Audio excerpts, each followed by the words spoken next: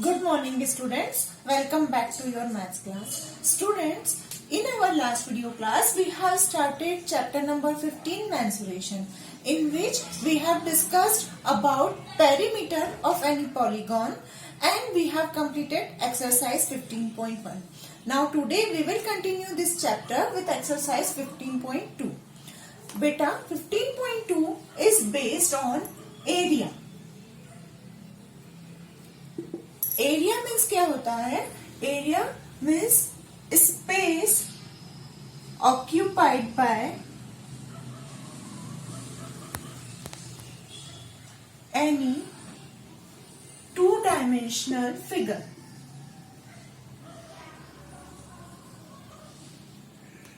To dimensional figure means इसमें rectangle, triangle, circle, square, कुछ भी फिगर आ सकता है जो कि टू डायमेंशनल हो. यहाँ पे यदि हम बात करें रेक्टेंगल और स्क्वायर की, तो जब हम इसकी बाउंड्री की लेंथ का सम फाइंड करते हैं तो वो पेरीमीटर कहलाता है. और जब हम इसके अंदर की स्पेस इसकी बात करते हैं, ये जो रीजन है, ये पूरी स्पेस जो होगी वो इसका एरिया कहलाएगी. So area is the space occupied by any two dimensional figure. जैसे कि यहाँ पे मैंने स्क्वायर बनाया है, तो ये स्क्वायर ने कितनी स्पेस ऑक्यूपाई की हुई है, ये इसका एरिया होगा. इन द सेम वे यदि हम इस रेक्टेंगल की बात करें, तो रेक्टेंगल के केस में यदि हम इसकी बाउंड्रीज की लेंथ का सम फाइंड करते हैं तो वो इसका पेरीमीटर कहलाता है. पर इस रेक्टेंगल ने कितनी स्पेस ऑक्यूपाई की है, हम उसकी बात करें तो ये जो अंदर का रीजन है, ये इसका रीजन, इसका एरिया कहलाता है. So this is the basic difference between perimeter and area. अब इस एक्सरसाइज में आपको सिर्फ टू फिगर्स का ही एरिया फाइंड करना है. एक तो एरिया ऑफ रेक्टेंगल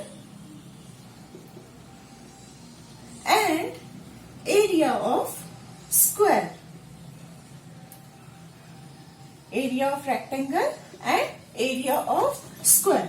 जो रेक्टेंगल का एरिया होता है बेटा, तो रेक्टेंगल में कौन कौन से डायमेंशंस है? Length and breadth. इसलिए एरिया ऑफ रेक्टेंगल का जो फॉर्मूला होता है वो होता है L into b, that is length into breadth. आपको क्वेश्चन में लेंथ और ब्रेड्थ गिवन होगी, तो आप उन दोनों का इंटू करेंगे तो आपको एरिया ऑफ रेक्टेंगल मिल जाएगा. उसी तरह से जब आप एरिया ऑफ स्क्वायर फाइंड करेंगे, तो एरिया ऑफ स्क्वायर मतलब आपको इस स्पेस का एरिया फाइंड करना है. तो उस केस में आप देखिए, यहाँ पे स्क्वायर में सारी साइड्स इक्वल होती है, तो यहाँ पे हम क्या करते हैं?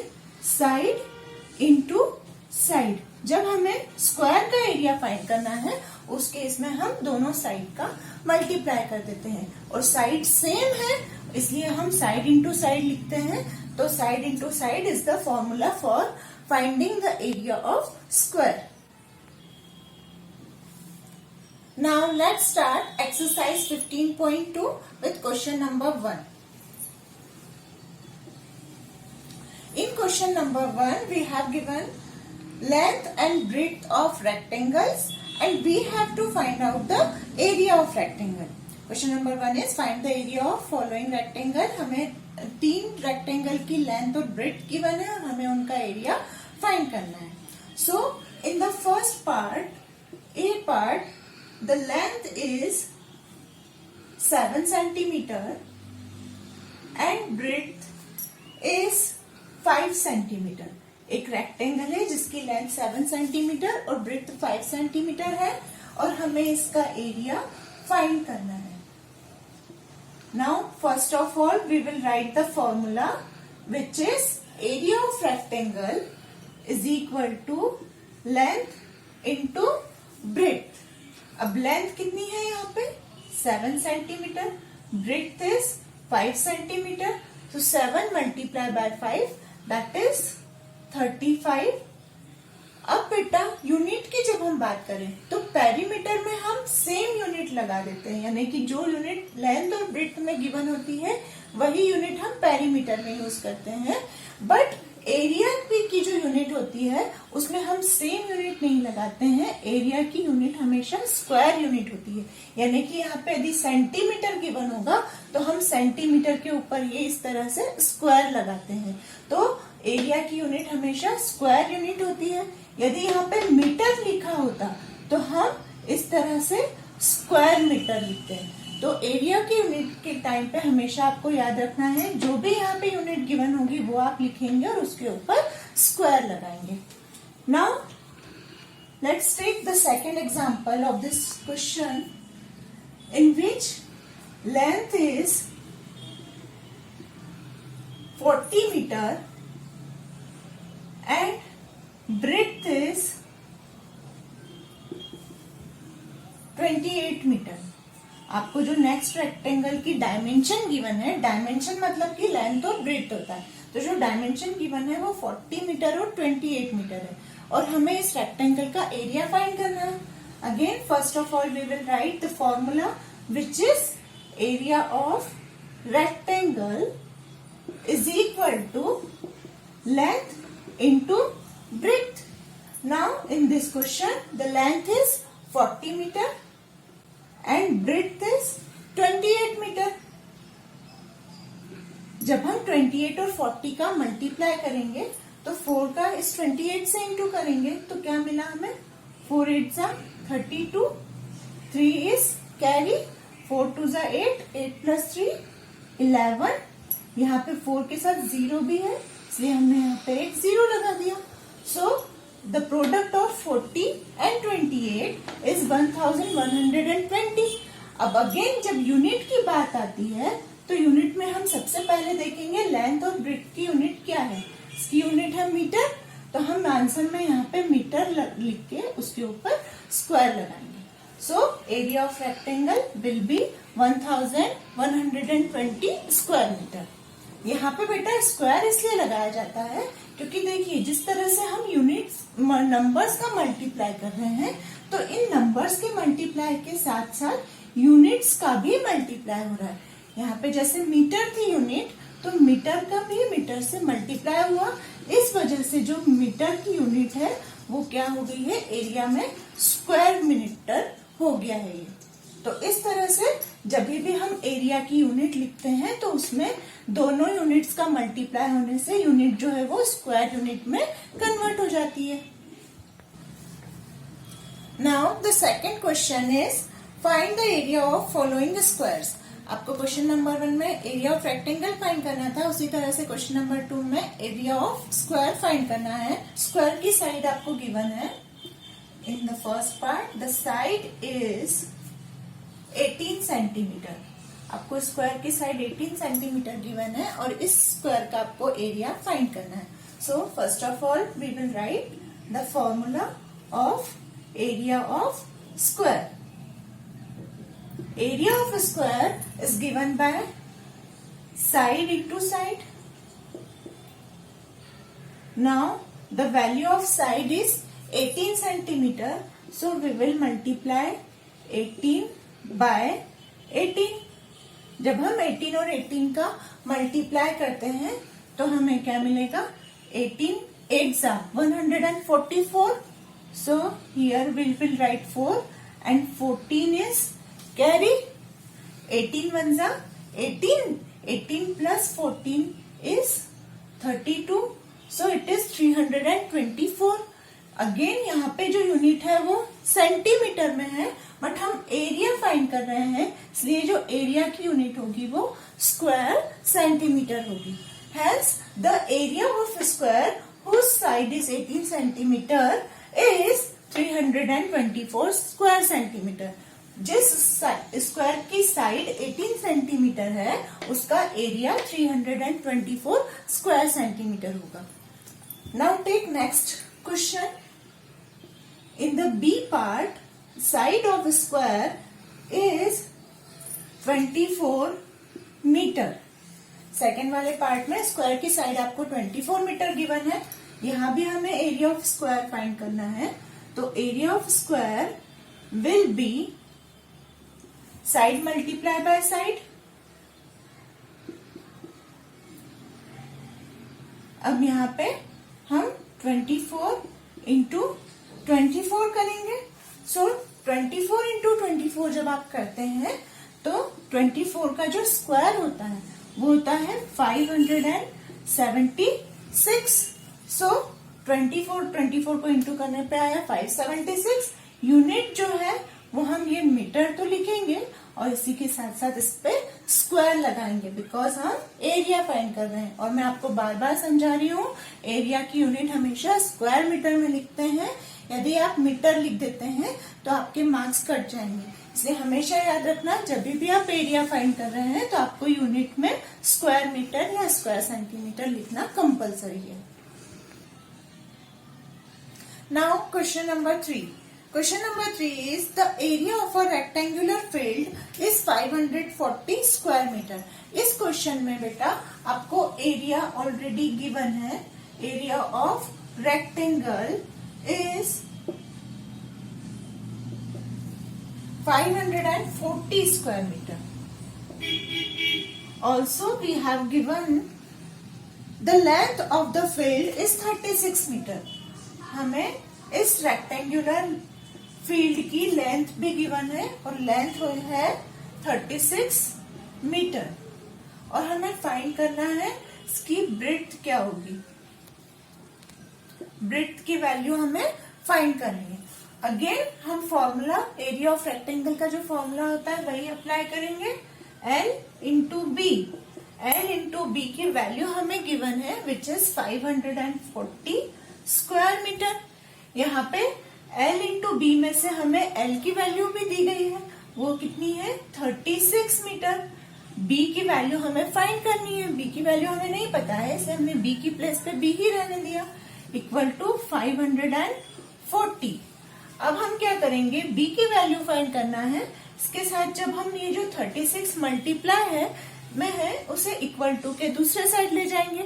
मैंने आपको पहले भी बताया है जब हम इस तरह से ऑपरेशन करते हैं तो उस केस में जो 36 इंटू में है वो दूसरे साइड जाने में डिवाइड में हो जाएगा। जब हम किसी नंबर का साइड चेंज करते हैं तो उसका साइन भी चेंज हो जाता है, साइड के साथ साथ साइन भी चेंज होता है। तो मल्टीप्लाई वाला जो 36 था वो डिवाइड में हो गया। अब यहाँ पे आप इस नंबर्स को जिनसे कैंसिल कर सकते हैं कीजिए। 4 से करते हैं हम सबसे पहले। 4 9 जा 36, 4 1 जा 4, 1 लेफ्ट, 4 3 जा 12, 2 लेफ्ट, 4 5 जा 20। अब ये दोनों नंबर 9 से डिविजिबल है। 9 1 जा 9, 9 1 जा 9, 4 लेफ्ट, 9 5 जा 45। So the breadth is equal to 15 metre. जिस रेक्टेंगल का एरिया 540 और लेंथ 36 मीटर है उसकी ब्रेड्थ 15 मीटर होगी। Now the fourth question is the area of a square is 144 square meter. Find the side of the square. आपको इस question में area of square given है,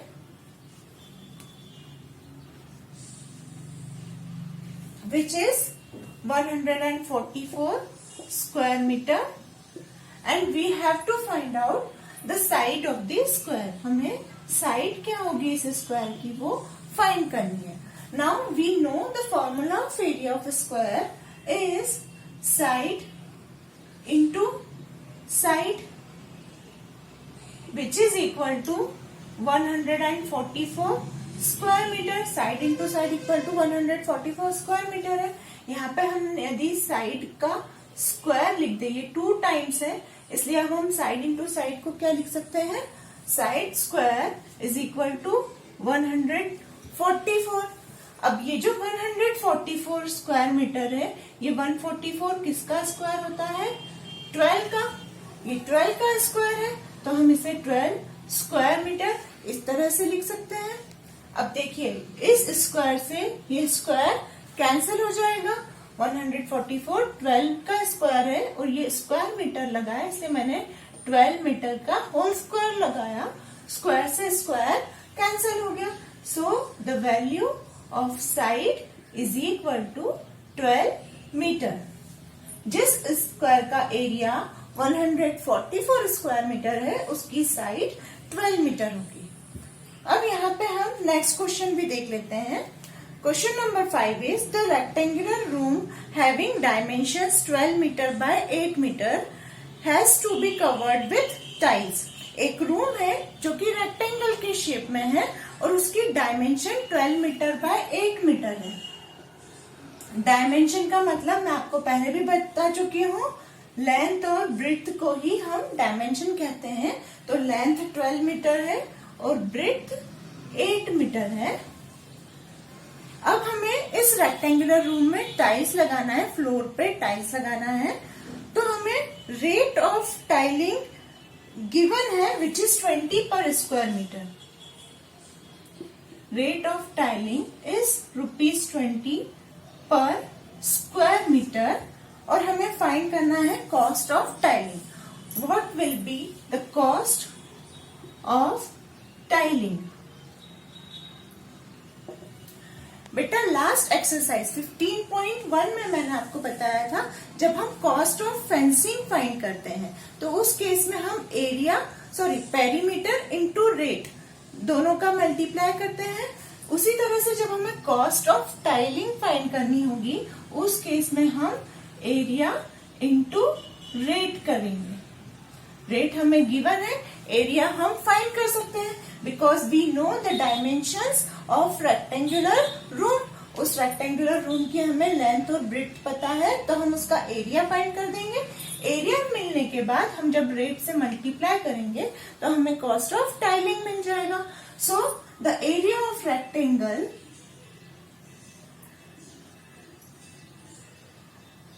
rectangular room is equal to length into breadth. अब यहाँ पे length कितनी है 12, breadth is 8, so the area will be 96 square metre.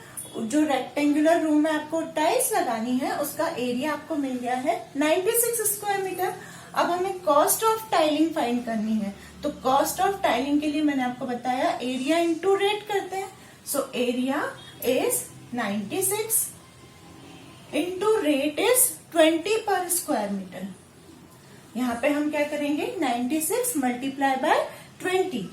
Multiply कीजिए 2 6 12, 1 इज कैरी, 2 9 18, 18 प्लस 1 19। यहाँ पे 2 के साथ 0 भी है इसलिए हमने यहाँ 0 लगा दिया। जो कॉस्ट है वो किस में होगी रुपीज में। So cost of tiling is ₹1920। Now, question number 9 of this exercise is find the area of the following figures given on the graph. Length of side of the square is 1 centimeter.